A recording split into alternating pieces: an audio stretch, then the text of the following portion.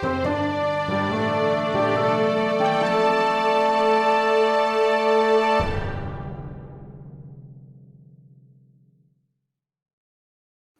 story seekers. I'm Nico. I'm Ben, and you're listening to The Tiny Bookcase. Our guest for this episode joins us from Canada and is a writer of fiction, dark fiction, erotica, poetry, sci-fi, fantasy, and anything of interest. And importantly, she still believes there is more good than evil in the world, even if she writes tales of dark times. Her short story collection, Body of Work, is a stitchery of tales, a strange creature that is alluring, disturbing, and thought-provoking. We would like to warmly welcome Colleen Anderson. Hello, Colleen. Hello. Thanks for having me on your show.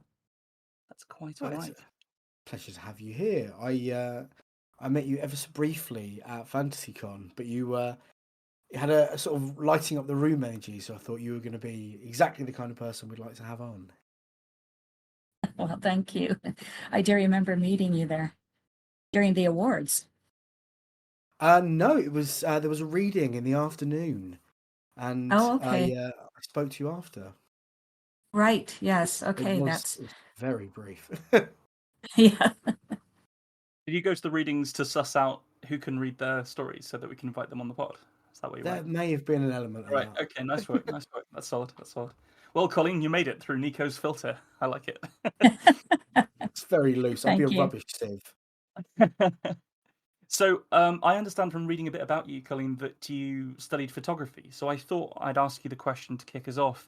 If there's like a favourite photograph that you've ever taken, if you can think of one photo that you've taken that was your favourite. Is it a bit like asking someone what their favourite book is? Is it too hard? It is kind of like that. While I don't do a lot professionally in photography anymore, sold a couple photos to some literary magazines, but I take tons of photos when I travel, and I'm one of those people who like to take pictures of details like the little flowers stuck in the stones, or how they mortared a castle back in the 1300s. So it would be really hard to pick one because I have thousands of photos. That's fair. How about if I alter it? Do you have a favourite castle that you visited? I think there's a couple. One of them is in Conway in Wales, and I've been to that one. It's very good. yeah, it's good. Then they have like in some of the ruins of the towers, they have different sculptures. So one is like a pile of shields when you look down on it. Another one is this huge, probably 15 feet across, wire sculpture of a king's head. So they have both the modern and the old, and I thought that was an interesting use of space. Wonderful. Those Welsh castles are amazing, aren't they? They really are. They are like Edward the First trying to conquer the Welsh and spending a miserable few years as he built all those castles. Oh dear. Dear. Well, yeah. so the fortitude of Wales aside, I think we should start building some things of our own. And in this instance, they will be stories. So, Benjamin, you will be reading first today, and the prompt that we've written to is wing. Ben, unfurl your own. Wing. Munin landed on the dying slave's head and folded his wings away. He knew it was deceitful, luring himself to carrion feeding, but the scope of his task had grown too large, and there was now more to see in the ever-expanding world than was possible for him to perceive on his own. As such, the raven had not returned to his master for a long time, too long. Yet, wherever the shallow-drafted ships of his people could reach, there the raven was commanded to fly, to see, to remember. Better then, reasoned Munin, to serve his master by finding one who had seen it all, and take the memory from them. He could sense the world he needed to know on the burly slave beneath him. They had nailed that man to a tall pole beyond the walls of a strange city where some of Munin's people served as bodyguards to curious emperors. Munin feared to lose himself in such a place, as they had. The slave had been long in the dying, but Munin had waited patiently until his last moments before approaching as a brazen thief. He ruffled his feathers and advanced his flesh-biting talons to find a more comfortable perch on the slave's scalp. The man did not flinch, as his body was rendered incapable of feeling the bite of the claws. He would feel what came next, Munin knew, and see it all again, even in the last darkling nothingness of near death. The raven leant forwards and hooked his beak through the man's pain-clenched eyelids to scoop the jellied orb out. He gobbled it up, and in doing so began to perceive all that it had seen. An island, brighter than an emerald and washed by warm rain. That was the first sight, after the warm flesh tones of his mother's breast receded. A blink later, and he saw the smiles of the people who dwelt there slip from their faces as their homes were burned by tall, metal-clad men. The eye had seen a banner snap taut as the wind dragged the smoke from the crackling thatch behind it. Munin recognized his brother on that flag. How long had it been since he had thought of him?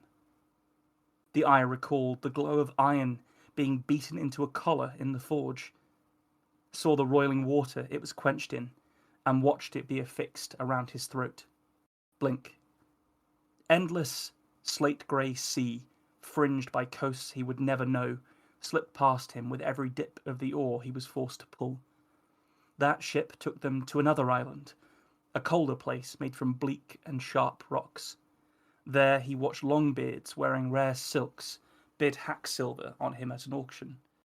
Those men, followers of Munin's master, grinned with the happiness of those who knew their good fortune. The raven knew all there was to know of that land already, and blinked forward to the long journey south that the eye had seen. He travelled along the ribbons of rivers which were bordered by steppe grasslands, and saw that the people there flew falcons on their flags instead of ravens. Munin had travelled that land too, and had seen how his people were changing because they settled at the point where his world ended and another one began. He feared he had been too long from his master, and his people were starting to forget.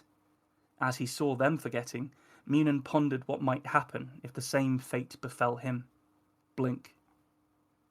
Others, wearing iron collars like the man's, were chained to him, and together they were marched past the largest church of any world Munin had ever seen. The curve of its dome was a man-made mountain built on foundations of faith and nestled in the slowing heart of a fading empire. That empire too had forgotten its bird, and the gilded eagle Munin remembered had been replaced by a crescent moon studded with a bright star. The memories darkened as he swallowed the last bit of jelly. Greedily, Munin snatched the other eye from the dying man. When the orb squelched and burst inside his beak, he continued his stolen journey. Straight and paved roads gave way quickly to the demands of the hot and tortuous landscape. In places there was no visible path across the bleak and dusty expanses he was forced to walk, and so the slave watched his masters use the stars as their guide. The world he was taken to was filled with things Munin had never seen before.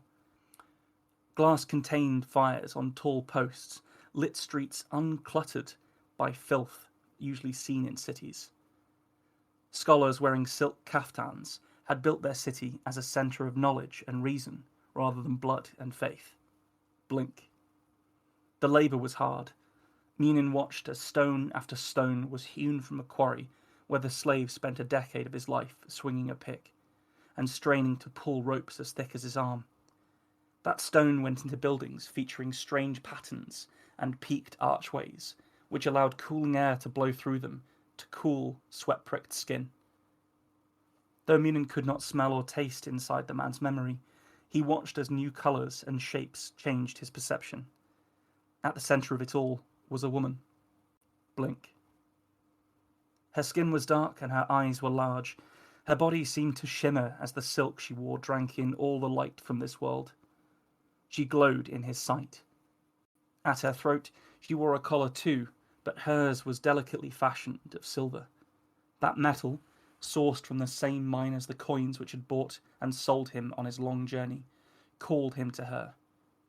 She had smiled at him, and for a time there was nothing to see but the fuzzy closeness of their bodies. No wonder, thought Munin, no wonder they killed him. In her husband's retinue, he travelled further towards the rising sun, Another entire world opened before the eye, a world where the horses bore 2 humps, the mountains sparkled with rainbow rocks, and the people ate white seeds in place of bread. There he saw the worms from which her silks were coaxed. Munin did not want to miss any of that other place, but was forced to blink as he digested the eye. Like the tide, the slave's journey turned back, and he once more reached the city of the Forgotten Eagle. Tears obscured his stolen vision, but Munin watched as they killed her for the secret her belly gave away.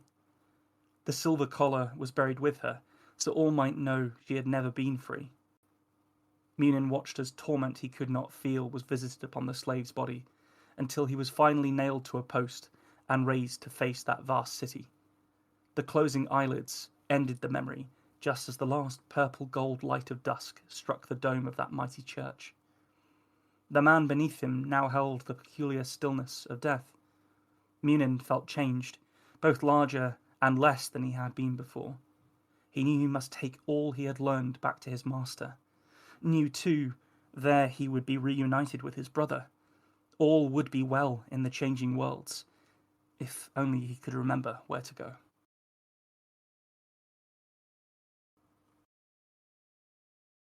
I thoroughly enjoyed that, man. From the moment you said Munin at the start, I was in. Obviously, it's about one of Odin's ravens. Cool, let's go. And you wielded that like near alien perspective of a hyper intelligent, timeless, universe adventuring bird so well. There's something so good in there about that, like through dramatic irony, because we, the reader, or in this instance, listener, know what these things are and these places, that you get to build. Like, it's like playing with Lego. You give us all the pieces and we get to make the world around us with context clues. Really, yeah, really nice, really well done. Oh, wonderful, thank you. That's very nice. Colleen, what did you make of it? I loved the deliciousness of Munin taking the eye and getting the memories and visions of this person's life. And just like that point of view, and that, of course, he sees the other bird first. I really love that, and that there was enough to kind of put together the pieces and go, oh, he's in Rome. Ah, he's in the Far East. I thought that was a lovely way of doing it, and great visceral imagery to that. Oh, wonderful, thank you. Those are both really nice. Is there anything either of you would change? Is there anything that needs to be improved there, do you think? I'm not sure. I think that there is that clever through line of really understanding that the cultures are represented by birds, and that as a bird, Munin is hyper aware of it. But I think for some reason that made the camels really stand out to me. Yeah. Because yeah. it's like, why does he suddenly care? He hasn't talked about the horses anywhere else. Why? Yeah. And so I thought there was going to be some like big camel moment. every story, every story should have a big camel moment. That's it's part of the hero's journey. It's like, you meet the mentor, you have your big camel moment. Well, the big camel is the mentor. He's the Merlin in this scenario, right? Right. First of all, go and write that now. Go and write Camerlin, and we'll reconvene. Merlin. Of course, dear. Merlin was at Camelot. No. Yeah. Writes there it is. Itself, it does write itself. Camel-based.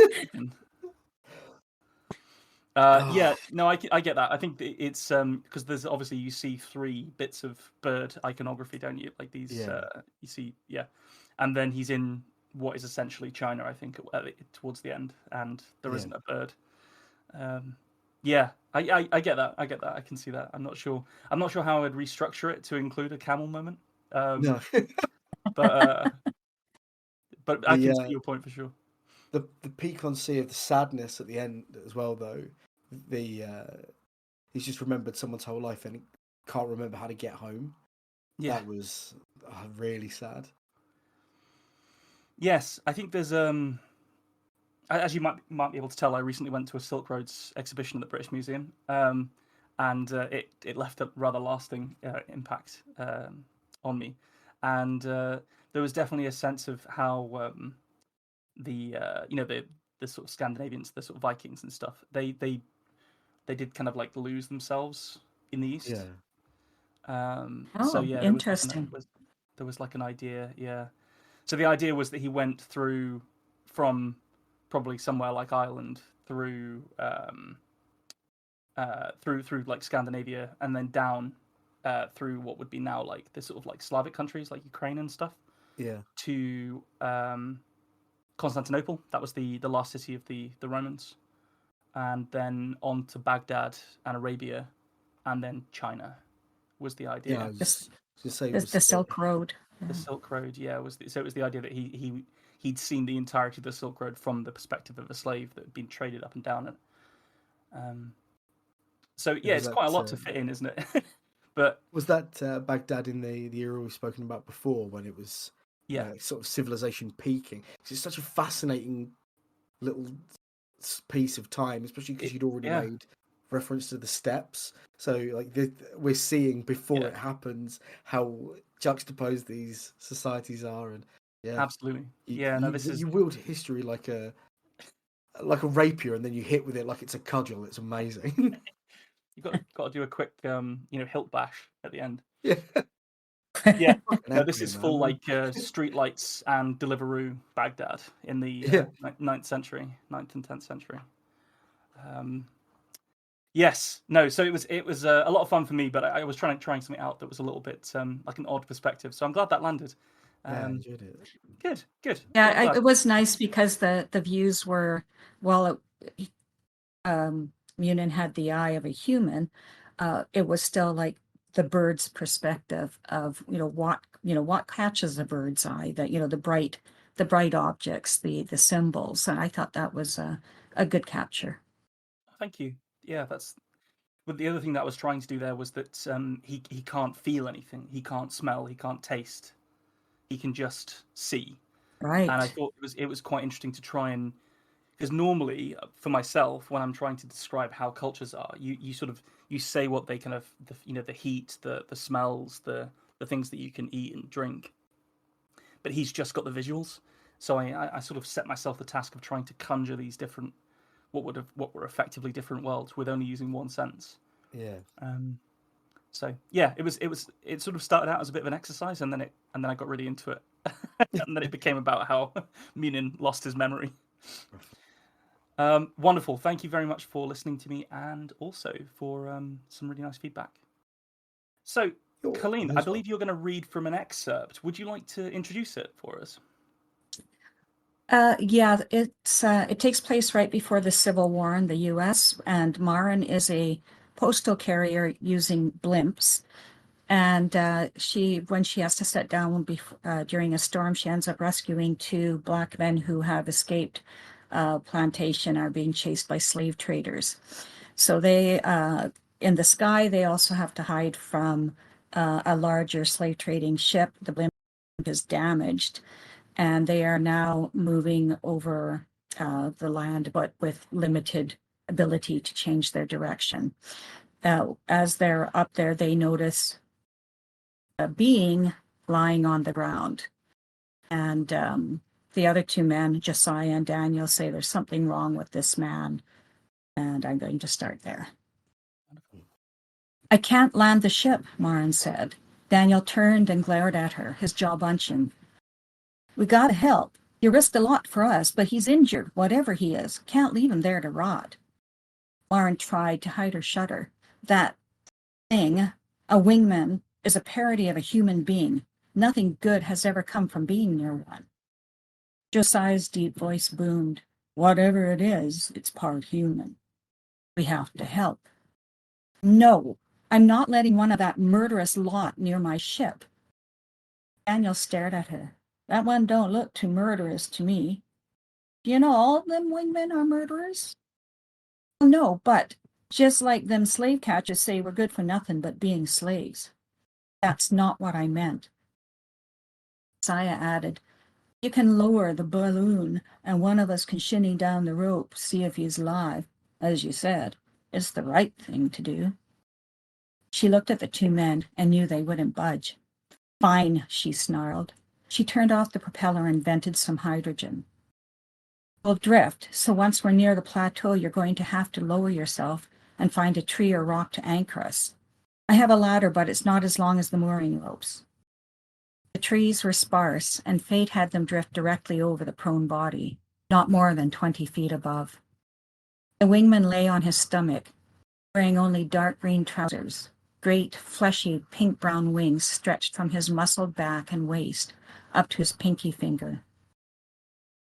The right wing twisted down, looking broken. Daniel untied the rope ladder from the gondola's side and unrolled it over the edge. Wait. Wear these so you don't slip. Daniel pulled them on, then climbed over the gondola's rim. As his feet left the woven wicker basket, he quickly lowered himself along the hemp ladder, hand over hand. Then he grabbed one mooring rope and eased toward land. He hung from the rope, his feet touching down, the ship's drag pulling him along, creating dust plumes.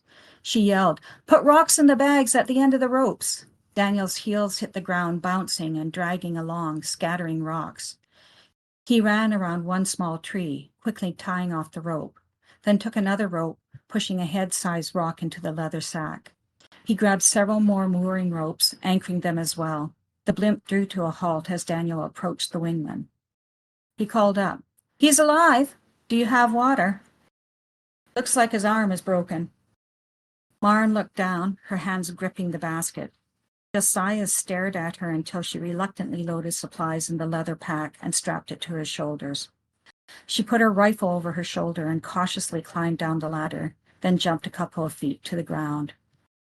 She tied off the rest of the ropes, weighting the leather bags. Hesitantly, she approached where Daniel knelt beside the monster.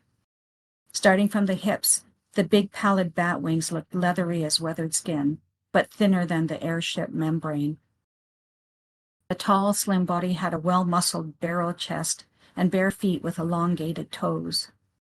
What shocked her most, as Daniel propped the thing against his knees, was the human face with dusty reddish hair and a long, hooked nose. She passed Daniel the water skin, but kept her distance. He trickled water into the wingman's narrow mouth. Mara noticed a ragged tear in the right wing, crusted with blood. Daniel asked, still giving water to the thing, "What is he?"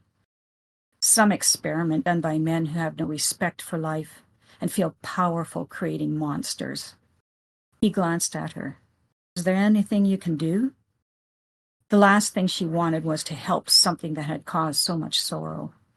Daniel's judgment scorched her, and she felt like the slavers he had escaped. Sighing, she knelt and began removing swabs from her pack.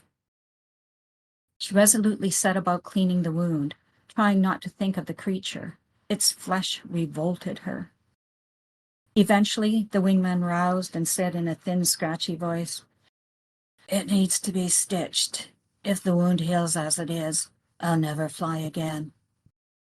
Daniel stared at her until she pulled out more supplies and gingerly used a fine needle to stitch close the ragged hole. The wingman hissed and gritted his teeth, but bided her ministrations. "I can't do much for the broken arm." Daniel replied, "I can try to set it. We had to do our own on the plantations." He did it quickly, to the wingman's yelp. They bandaged the arm and made a loop around his neck, holding the arm by the wrist. They left the wingman when Maren insisted on checking the blimp. In the gondola, they argued. "We can't leave him here. He won't make it." "I can't take him. Not only will the ship be overcrowded, but we'll ground. The blimp's tear is slowly leaking hydrogen, and with the rudder gone, I'm at the mercy of the wind. I can only move us forward, but I can't choose where. The best thing to do is set down near a town and see if I can find help." "What about us?" Daniel snapped. "Any town this side of the border is more likely to hold us than help us." "I can't take you all," Maren insisted. "And that thing can't be trusted." They stared at each other. Then Josiah grabbed Daniel's arm, and they moved to the stern, talking quietly as they poured water. Night approached, and Maren moved rope and chests, making room for them to sleep. Daniel surprised her when they walked back over. How far are we from Pennsylvania? Between 14 and 20 miles, depending how close we are to Brewston Mills. Josiah and me, we think we can make that on foot. Maren froze. But what about Josiah's injuries? Looked at properly, and there are more slave catchers on the ground. I seemed to be fading into the encroaching night, and his voice reminded Maren of an old god watching from the depths. Your medicine helped, and I'm feeling stronger. If we stay away from the towns, we'll make it. Daniel coughed. That man's injuries are worse. He won't survive if we leave him here. Josiah and me, we have each other. If I can sit down, I can send someone for him. Josiah shook his head. Doubt he'll last the night the way he is. Daniel reached over and squeezed her shoulder. I don't know what you got against these people, but you can't leave someone to suffer. Even enemy combatants were cared for in war. Her shoulders slumped, and she sighed. It'll be cramped, but you two shouldn't leave until dawn. It's treacherous through this area in the dark. Maren and Daniel climbed down and walked over to the wingman. He helped the thing to stand as Maren neared. Daniel put a blanket over the wingman's shoulders. I don't need that. We are made hardy for the elements. But you're hurt and hungry. The wingman was not much taller than Maren, but of a slighter build. Rumor has said they were light like birds. Daniel beckoned her closer. She clenched her hands. A long-fingered hand clasped her shoulder on one side. She tensed, trying not to pull away. The wingman let his weight rest on them as they walked to the blimp. His raspy voice barely registered above their footsteps. My gratitude for your assistance. I would have perished. I am Eris Contemplatoris. Maren said nothing, climbing into the gondola. They hauled Eris in and settled for the night. Maren awoke to find Josiah watching her as the sky paled, only the whites of his eyes showing. She sat up, rubbing sleep from her face. She checked the ropes and balloon, and then topped the engine with water. Unearthing a bag of hazelnuts, bread, and jam, some jerky, and the makings for tea, Maren laid out the meager breakfast. The wingman struggled to sit. It was obvious he was more comfortable perched on something. His elongated, nearly prehensile toes disconcerted Maren. His blatant stare made her look away. She pulled a spare water skin from the box and packed the jerky, half a loaf of bread, cheese and nuts for Daniel and Josiah. Ready to depart, they stood by the ladder. Thank you, ma'am. That was thoroughly enjoyable. Extremely gripping. What a fascinating idea. Obviously it's as you situated it during the Civil War.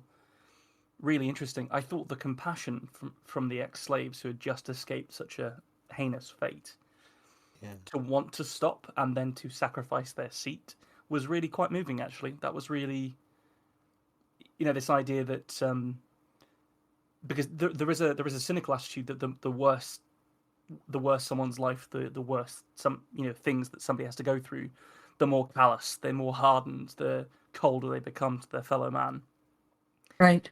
But obviously, that isn't the case here, and the two escaped slaves actually have to convince somebody that is already on a rescue mission, basically, to do that. And I thought that was a really nice moment. I'm glad that I feel like that was a good excerpt to pick from this, because you got the core, the crux of it. This sort of lesson that she's being taught. Have you seen Howl's Moving Castle, the Studio Ghibli version, at all? I have. It's so beautiful. I love that. So beautiful, isn't it? I was really thinking when you were talking about the wingmen and this idea that when we found out it actually was like a person that had been stretched and changed in a fairly horrible way. I had the whole bit where they, the sorcerers in the Howl's Moving Castle, they're all being turned into weapons. Yeah, yeah. Right. I, Yes. I sort of had that bit in my head. So to go from that to a Civil War context was really cool. I liked those two things meeting, and I think you brought it to life really beautifully. This, the kind of unpleasant descriptions of the wingman's physique and this kind of like broken bird on the floor, to the description of shimmying down the rope. That really worked for me. The whole going down the rope and then mooring it up. There was something I felt like you nailed the physics of that moment really well. Like there was a bounce and a drag to it, but then there was also like a scary amount of weight that meant he had to work quickly. Well, there's a Yeah. real strong theme of the loss of flight. Yes. In their sometimes it's because they are that they're in flight because they're escaping from something. They're on the move. Then there's the blimp that's going down. Then there's a wingman that can't fly anymore. Like that feels like it's a really strong theme. I don't know if it's the case in the whole story, but in that section at Yeah. least. It And I is. think It is important to the rest of the story too. yeah, Good eye. I I think that one of the things that was so interesting to me in it was that obviously the Moran has at least what they would believe to be a strong moral compass. They're helping to take slaves away from an awful situation, but then they are ready to make a surface level judgment on someone, but it's not a racial judgment. It's a morality judgment because they think what's been done to this person is sort of spitting in the face of God. But the wingman didn't do it, and that's such an interesting Yeah. perspective for a character to have, to clearly be fighting for freedom and believe for freedom for people, and yet still be someone who can make a judgment based simply on, well, I know you to be a type of person that I don't believe I can trust. That's Whilst, yeah. whilst I agree with what you said there, but I also got the vibe that the wingmen are the enemies of those that can fly blimps. It's like the North has the blimps and the South has the wingmen, and they fight in the air. So it was sort of like I got the impression that the main character had to fight against wingmen in the sky before, and that it was like Uh, scary.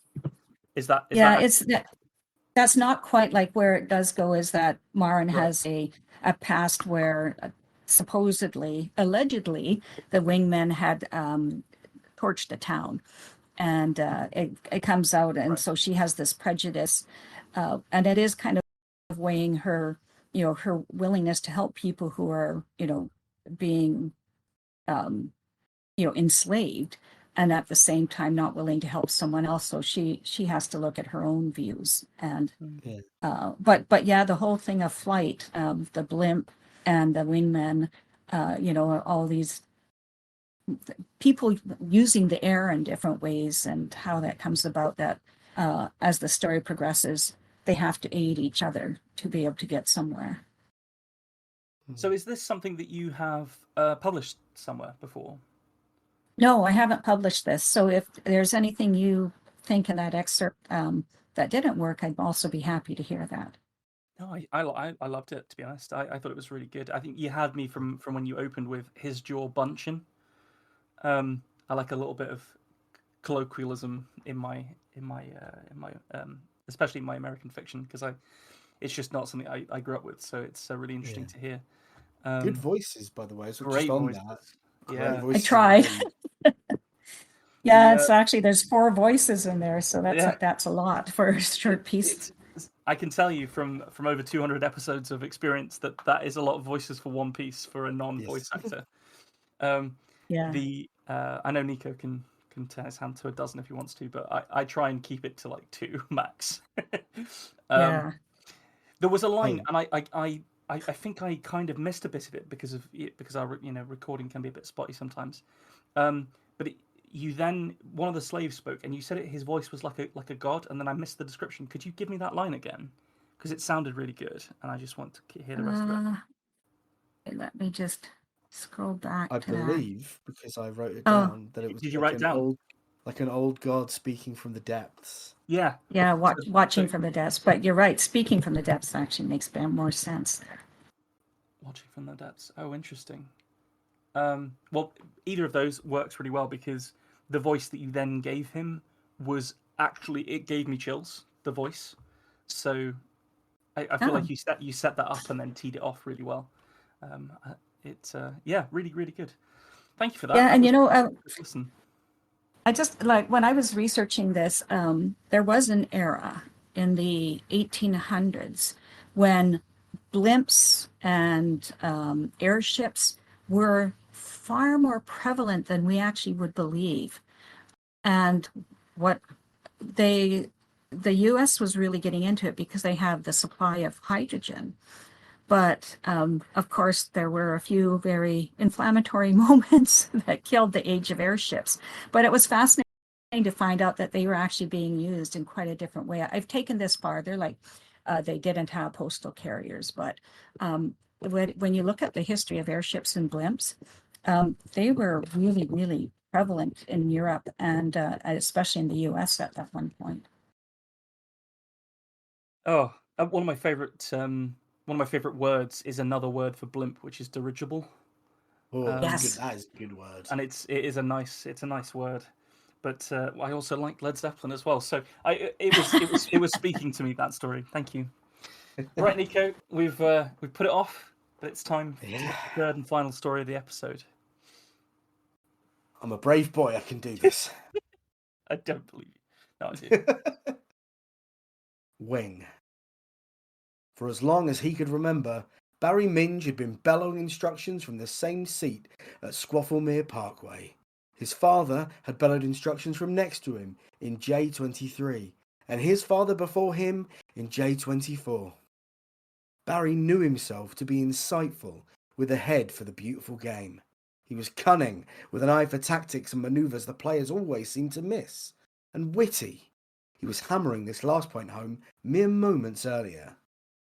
You shit, Lopez! Stop playing like you're on your period! He knew, in his heart, that Lopez had definitely heard that and would take it on board.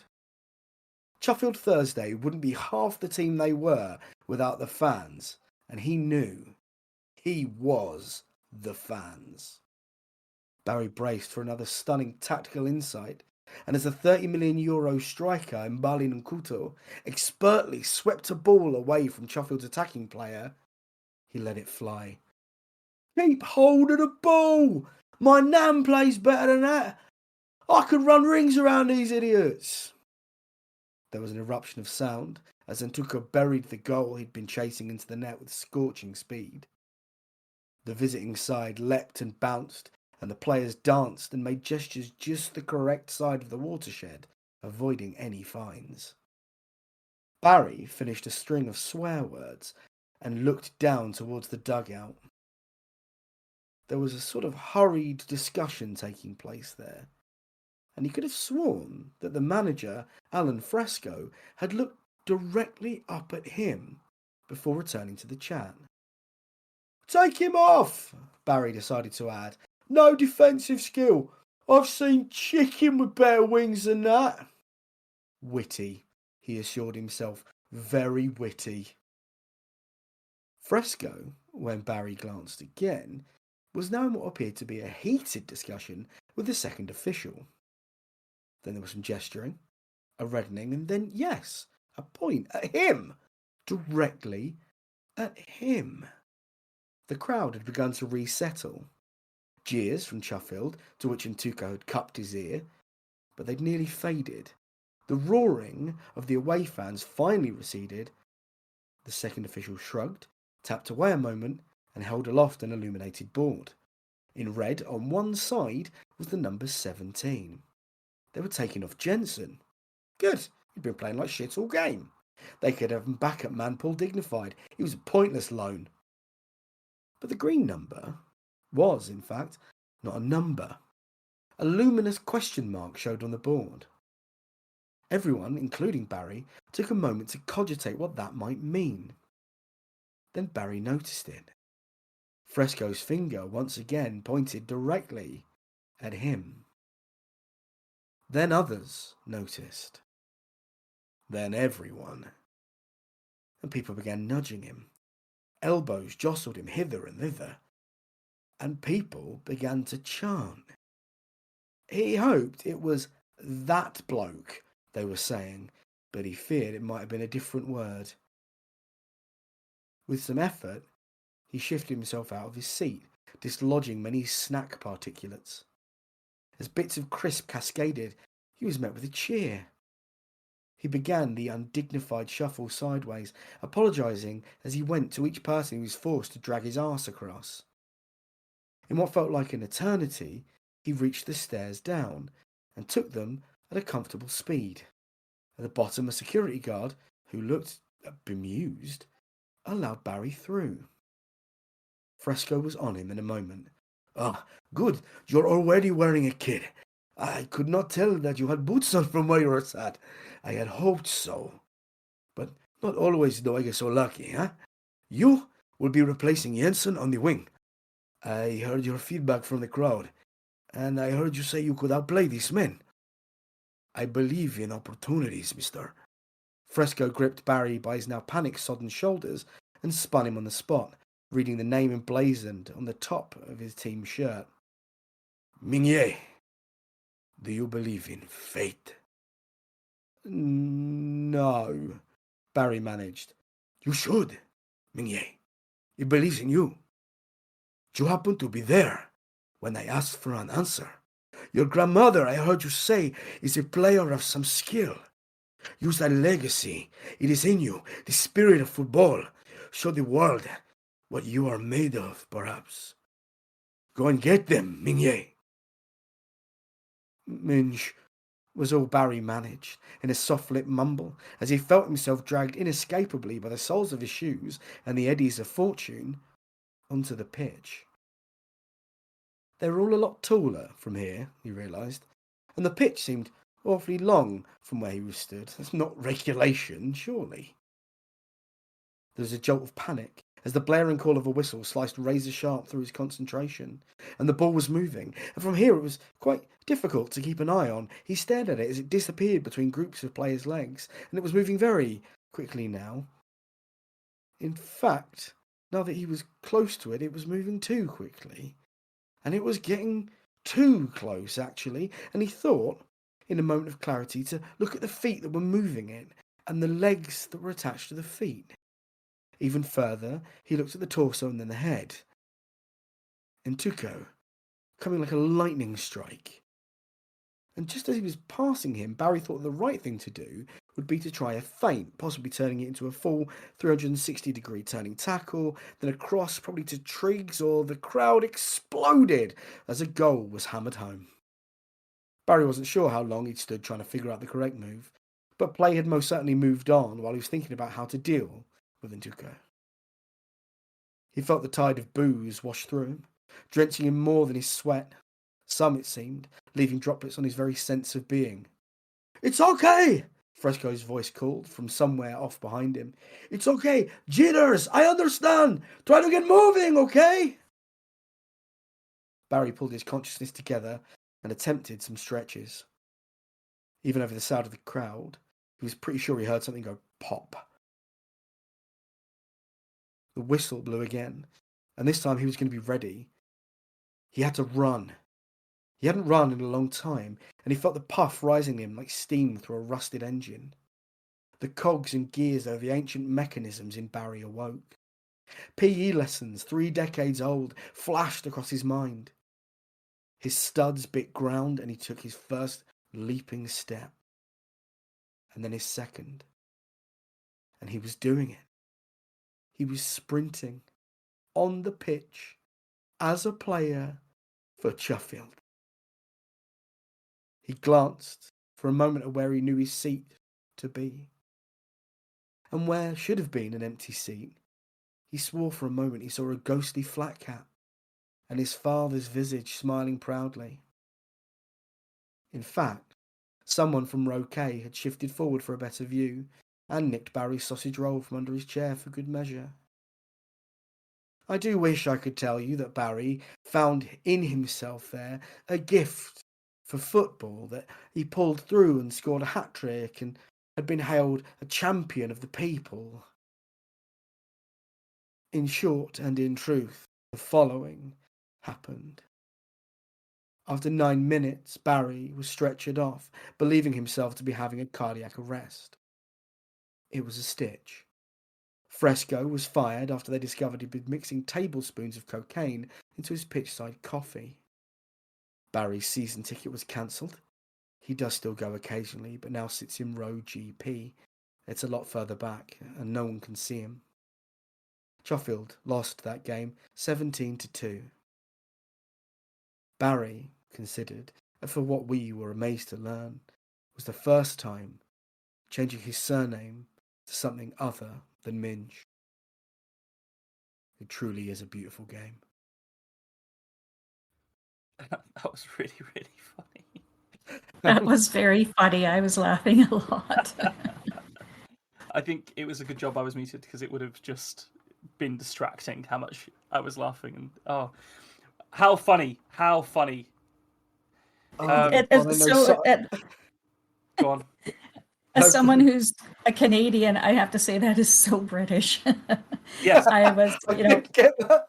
I did think about that after I'd written. I was like, oh no, Colleen's from Canada. This might fall. So, I might bomb so hard. Well, I have a couple of UK friends who live here, and the whole game, and whether you're a sorry, I am not a person who pays attention to games, but Arsenal, and it's like they get very into it. So yeah, it was very funny. I think that I wasn't sure at first if Barry was an announcer or so I thought he was an announcer at first, and then realized he was in the stands giving too much opinion. But that was great.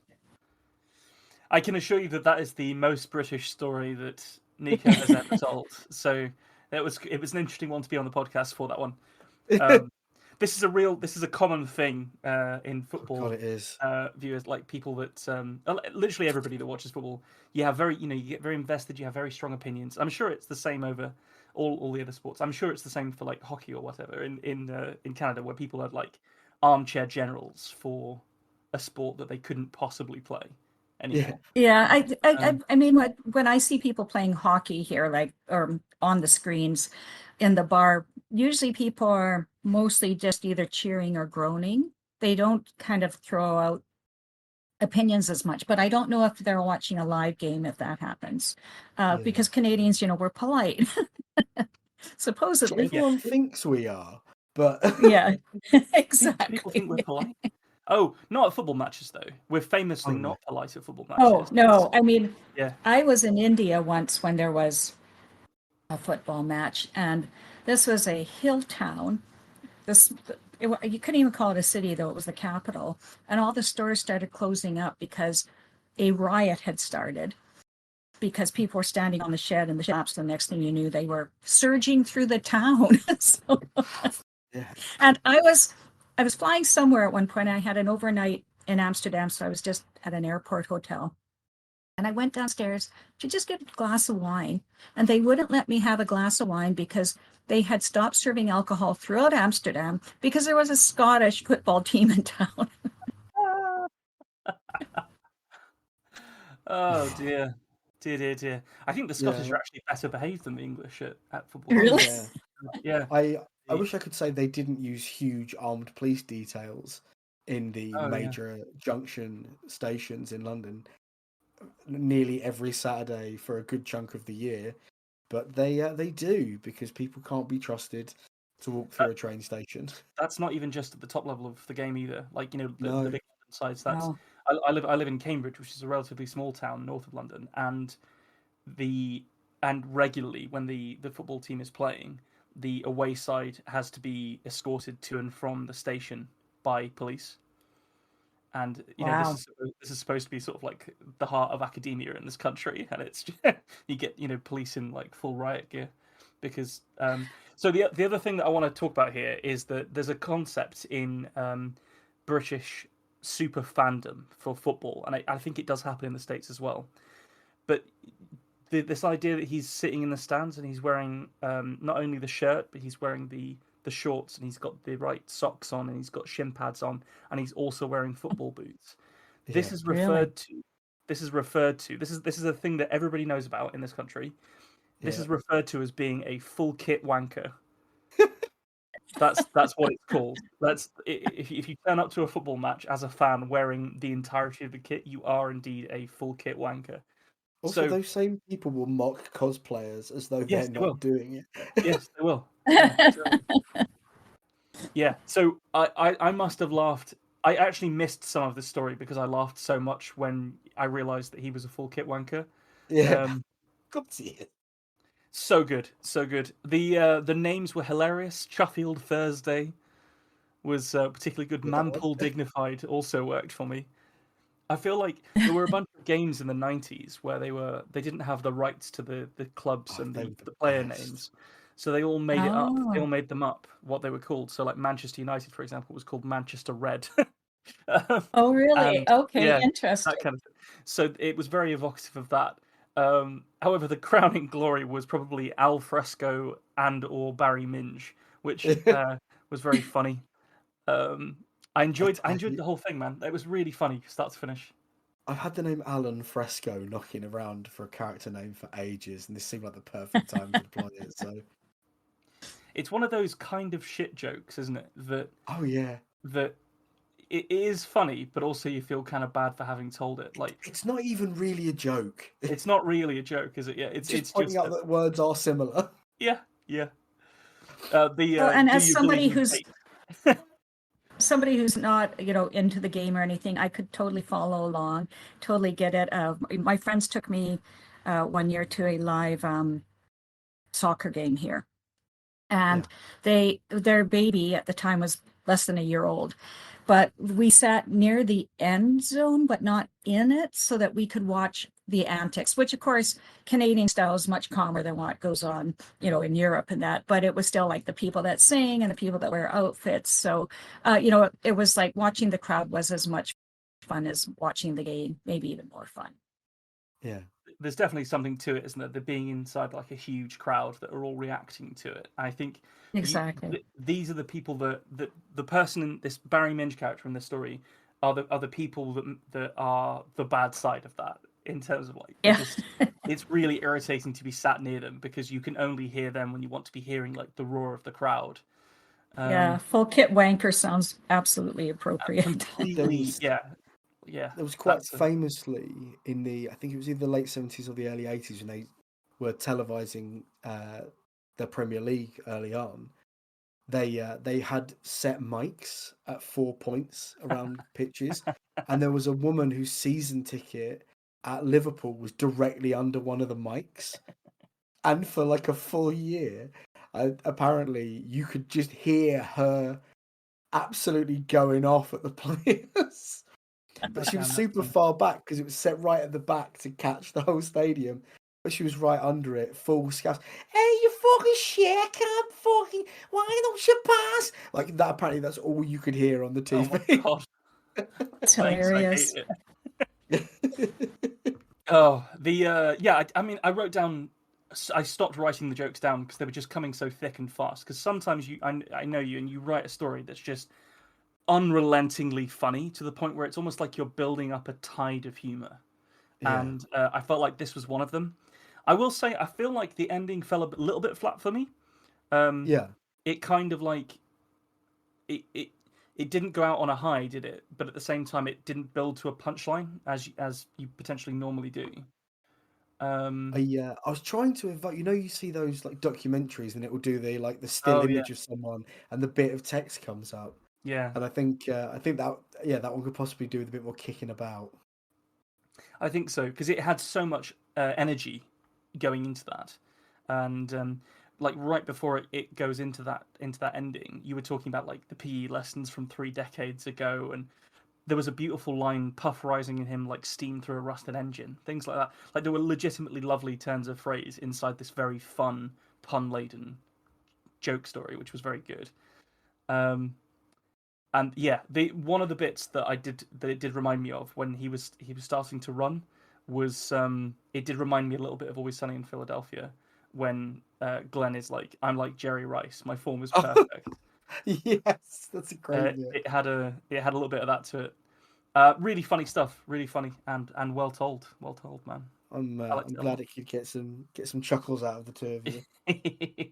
But I think with the chuckling done, there's only one thing left to do, really, in this episode before you all have a little break, a drink and a snack, and come back in a week for an interview. And that is to ask you, Colleen, where can people get your work? Well,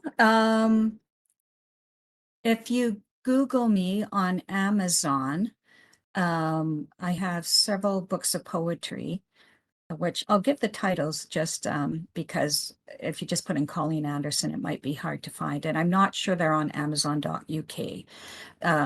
My latest collection of poetry is called Weird Worlds from Weird House Press, and in fact has made the preliminary ballot for the Stoker Award. Well done.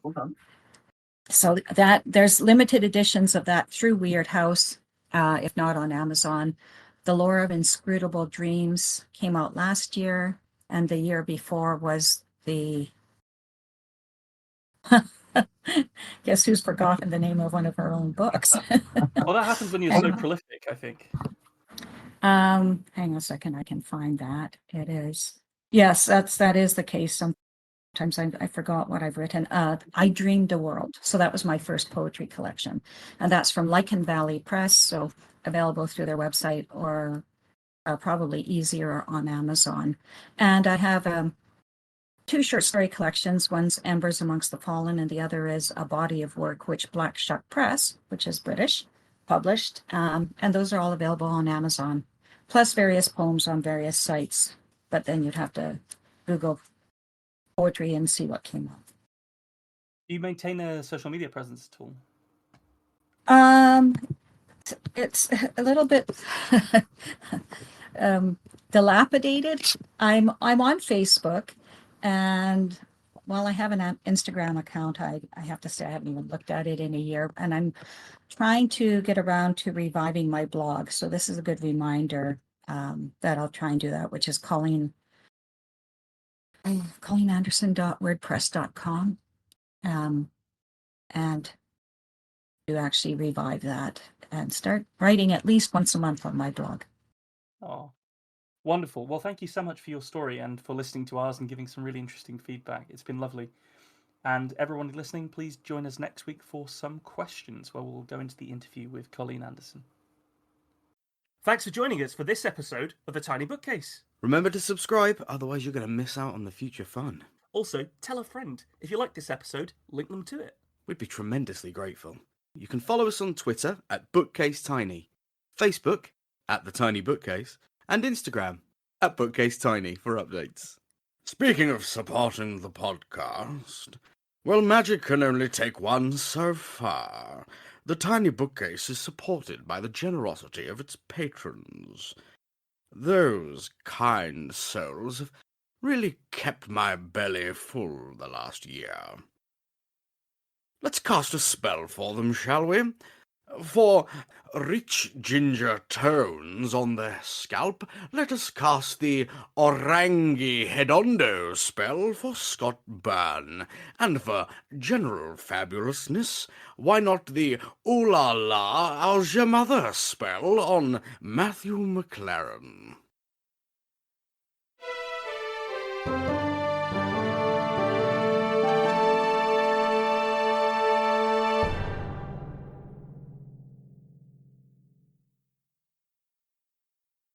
How do you come up with that shit, man?